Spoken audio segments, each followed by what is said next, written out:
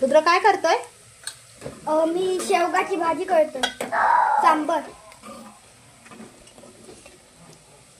शेवगा कुठे आहे? शेवगा नाही इकडे, दाखव. गळे नाही बघ, दाखवू का? शेवगा इकडे, हे बघ. अरे वा. आणि वरण? वरण इकडे आहे, वरण. छान. लवकर कर, पटकन जेवायचं. हां.